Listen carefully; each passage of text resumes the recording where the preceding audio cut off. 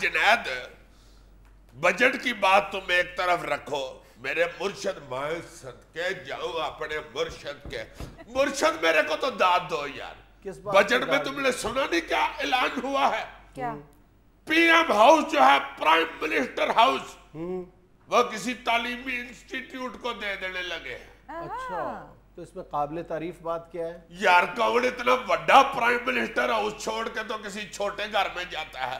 یار سوچو تو صحیح، فوارے وہاں لگے ہوئے ہیں، فرشوں کے اوپر تلکنی ٹیلیں لگی ہوئی ہیں، ہر باتھ روم میں ڈبل ٹوٹیاں ہیں، ٹھنڈے پانی کی بکری اور گرم پانی کی بکری، اور اس کو مکسچر کرنے کا بھی انتظام ہے۔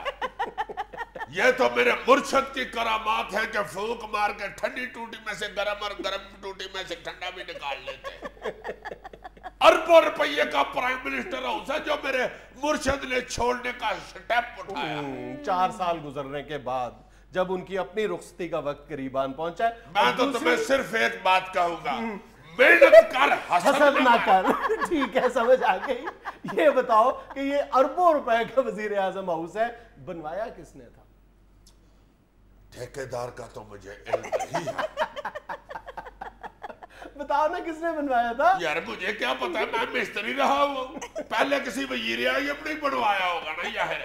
اچھا تمہیں یہ سن کے خوشی ہوگی کہ یہ اعزاز بھی تمہارے مرشد پاک کو حاصل ہے۔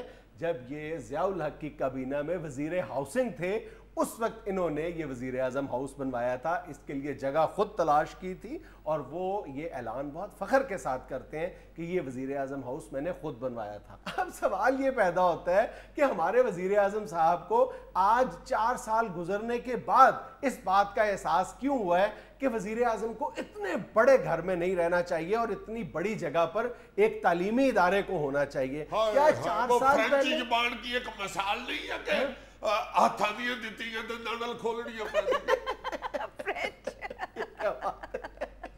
مجھے بتاؤ نا 4 سال پہلے ہمارے یہاں بہت زیادہ تعلیمی ادارے تھے؟ نہیں بتاؤ نا، اس وقت بھی تو ضرورت تھی نا تعلیمی اداروں کی۔ میں تو شرمندہ ہو گیا ہوں، خود ہی میرے مرشد نے بنوایا تھا اور اب وہ خود ہی تعلیمی ادارے کو دے رہے ہیں۔ اچھا تمہیں یاد ہے ہمارے جو خادم اعلیٰ پنجاب ہے، انہوں نے بھی وزیر اعلیٰ ہاؤس کو آئی ٹی یونیورسٹی بنانے کا اعلان کیا تھا، یاد ہے نا؟ تو آج تک اس پر عمل درآمد نہیں ہوا، کیوں؟ مجھے کیا پتا، یہ تو ان سے پوچھو کیوں؟ یار یہ بڑے بڑے لوگوں سے تم بات کر سکتے ہو کہ میں؟ ان کی باری تم مجھے کہہ رہے ہو کہ تم پوچھو؟ میں تو کسی سے وزیر اعظم یا وزیر اعلیٰ ہاؤس کا ایڈریس پوچھ لوں تو بندہ مجھے اوپر سے لے کے نیچے تک دیکھ کے کہے گا کہ بھائی جی مالی امداد کے لیے درخواست بیت المال میں دیتے ہیں، وزیر اعظم ہاؤس میں نہیں دیتے۔ سر ہم اکثر اپنے شوز میں ہی بیٹھ کے بات کر رہے ہوتے ہیں کہ ہمیں سادگی اور کفایت شعری اپنانی چاہیے۔ اب اگر وزیر اعظم نے اسٹیپ لے لیا ہے تو ہمیں انہیں اپریشیٹ کرنا چاہیے۔ یار یہ بچی بہت انٹیلیجنٹ ہے۔ یار تم مجھ سے بھی زیادہ انٹیلیجنٹ ہو۔ اس کا مطلب ہے یہ بھی نہیں ہے۔ میں یہ نہیں کہہ رہا کہ اس طرح کے جو سٹیپس ہیں وہ اپریشیبل نہیں ہے، یقیناً اپریشیٹ کیے جانے چاہیے، لیکن ان کا وقت بڑا آڈ ہے۔ یہ کس وقت یہ اعلانات کیے جا رہے ہیں؟ اس بجٹ میں اگر موجودہ حکومت کہہ دیتی جناب ہم 3 ماہ بعد جو ہے سرکاری ملازمین کی تنخواہوں میں 2000 گنا اضافہ کر دیں گے، تو ان کا کیا جانا تھا؟ دینی انہوں نے تھوڑا دینی ہے، یہ تو ان کی تو رخصتی کے ان کا تو بستر بول گیا بوریا گول ہو رہا ہے، یہ تو جا رہے ہیں نا۔ یہ کوئی آنے والا بجٹ، آنے والے لوگ جو ہیں آنے والے وقت کے لیے بجٹ نہیں پیش کر رہے، یہ تو جانے والے لوگ ہیں، یہ جو مرضی بجٹ پیش کر دیں۔ انہوں نے تو ایک اپنے یعنی ایک ٹوپی میں ایک پر سجانا تھا کہ ہم نے 5 بجٹ پیش کر دیے، 100 کر دیے، اب ان پر عمل درآمد جو ہے وہ تو آنے والی حکومت کرے گی نا۔ یعنی اب جو آنے والا وزیر اعظم ہے وہ 5 مرلہ اسکیم میں رہے گا۔ لگتا تو یہی ہے۔ گڈ سٹیپ مرشد پاک۔ بات یہ ہے کہ یہ جو لوگوں کو دکھانے کے لیے آسٹیرٹی میئرز کی جاتی ہیں، یہ جو سادگی کفایت شعری کی باتیں ہیں، یہ لوگوں کو دکھانے کے لیے جو کی جاتی ہے وہ صاف طور پر نظر آتی ہیں، پتہ چلتی ہے۔ ایسے سٹیپس کا جو تعلق ہے وہ دل کے ساتھ، نیت کے ساتھ ہے، وہ نظر آتا ہے۔ یہ ابھی کچھ عرصہ پہلے ہندوستان میں بھی مالی بجٹ پیش کیا گیا، پہلی سمائی کے بعد انہوں نے دیکھا ہے کہ ہمارا جو گروتھ ریٹ کا ٹارگٹ ہے وہ پورا نہیں ہو رہا، انہوں نے فوری طور پر تمام وزراء، وزیر اعظم، صدور، سیکٹریز، تمام بیوروکریسی کے تمام غیر ملکی دوروں پر پابندی لگا دی ہے، اور یہ کہا ہے کہ اگر بہت اشد ضرورت ہے غیر ملکی دورے کی تو انتہائی مختصر جو ڈیلیگیشن ہے وہ جائے گا، اور اس کی بھی اجازت جو ہے وہ یعنی فیڈرل گورنمنٹ دے گی۔ کمال کی بات ہے۔ پھر انہوں نے یہ کیا ہے کہ تمام وزارتوں کے لیے پابندی لگا دی ہے کہ وہ نئی گاڑیاں نہیں خرید سکیں گے۔ مرشد پاک آپ بھی غیر ملکی دوروں پہ پابندی لگا دیں۔ یعنی انہوں نے مجموعی طور پر حکومتی اخراجات میں 10 سے 12% کمی کا اعلان کیا ہے۔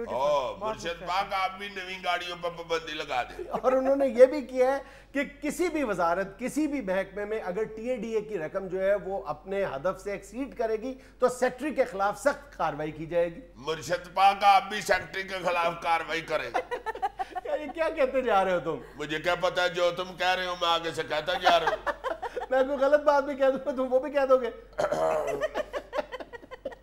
یار ویسے یہ جو وزیر خزانہ ہوتا ہے اس کا کیا کردار ہوتا ہے بجٹ میں؟ انتہائی اہم کردار ہوتا ہے۔ اصولی طور پر تو اس کو ایگزیکیوٹ کرنا چاہیے، صرف بجٹ پڑھ کر سنا دینا اس کی ذمہ داری نہیں ہوتا، بلکہ اس کی ذمہ داری ہے کہ اس بجٹ کو آسان انداز میں لے کر چلے پورا سال تک۔ ہمارے ہاں یہ بدقسمتی ہے، یہ عجیب و غریب رویہ ہے کہ وزیر خزانہ کا کام صرف بجٹ پڑھ کر سنانا ہوتا ہے، خاص طور پر پنجاب میں۔ تمہیں یاد ہے پچھلے سال بجٹ سے غالباً 1 یا 2 دن پہلے وزیر خزانہ کا تقرر کیا گیا تھا، کامران مائیکل کا۔ انہوں نے بڑی مشکل سے بجٹ پڑھ کر سنا دیا تھا، بس ان کا رول ختم۔ ابھی دیکھ لو، ابھی میرا خیال ہے 9 تاریخ کو پنجاب کا بجٹ پیش ہونا ہے، تو 10 دن پہلے وزیر خزانہ صاحب تشریف لا رہے ہیں، ان کا تقرر کیا گیا رانا آصف صاحب کا۔ ان کا کام صرف یہ ہے کہ انہوں نے بجٹ پڑھ کر سنانا ہے، اور جو نعرے لگیں گے اس کا مقابلہ کرنا ہے انہوں نے، اور نعروں کی پرواہ نہیں کرنی، بجٹ پڑھ کے سنا دینا ہے صرف، یعنی گلے کا مقابلہ ہوگا۔ نہیں تو اس کو اتنی جلدی یاد کیسے ہو جاتا ہے اتنا لمبا بجٹ؟ وہ تو اس نے پڑھ کے سنانا ہے یار، زبانی سنانا ہے۔ بالکل ٹھیک ہے، تو پھر مجھے لگوا دو یار وزیر خزانہ۔ لیکن سر آج کے اس بجٹ میں کوئی نہ کوئی پازیٹیو چیز بھی تو ہوئی ہوگی نا؟ پتہ ٹیکنیکلٹیز بعد میں ڈسکس ہوتی رہیں گی، لیکن ایک جو بظاہر اچھا قدم نظر آتا ہے وہ یہ ہے کہ یہ جو انہوں نے سیلز ٹیکس کو یکساں طور پر 16% پہ فکس کر دیا ہے، اس کی وہ سلیب ریٹس بھی کم کر دی ہیں، سلیبز کم کر دی ہیں، وہ بھی ایک میرا خیال ہے کہ اس سے قدرے اچھی توقع وابستہ کی جانی چاہیے۔